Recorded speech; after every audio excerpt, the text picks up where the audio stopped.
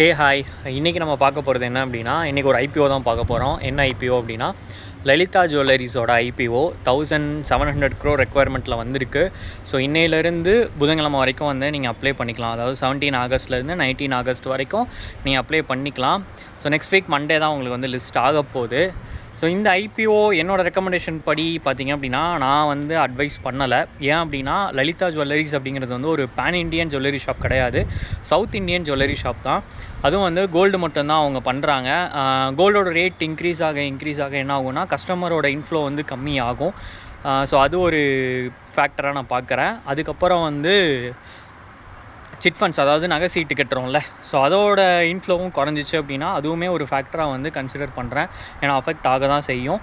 And வந்து இப்போ அவங்க இஷ்யூ பண்ணுறக்க 1700 crores 1200 crores மட்டும்தான் கம்பெனிக்கு போகுது.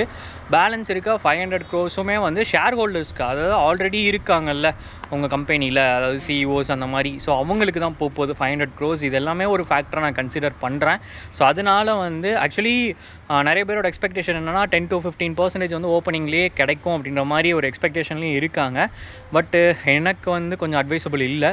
ஸோ நீங்கள் ஹை ரிஸ்க் இன்வெஸ்டராக இருக்கீங்க அப்படின்னா தாராளமாக நீங்கள் உள்ளே போங்க. இல்லை நான் கொஞ்சம் இப்படி தான் ரிஸ்க் எடுப்பேன் அப்படின்னு நீங்கள் நினச்சிங்க அப்படின்னா நாளைக்கு வரைக்கும் வெயிட் பண்ணுங்கள். சப்ஸ்கிரிப்ஷன் டேட்டா வரும், எவ்வளோ பர்சன்டேஜ் வந்து உள்ளே ஆட் ஆகிருக்கு, அமௌண்ட் உள்ளே வந்திருக்குன்றது நாளைக்கு தெரியும். ஸோ அதுக்கப்புறம் நீங்கள் புதன்கிழமை வேணால் இன்வெஸ்ட் பண்ணுங்கள்.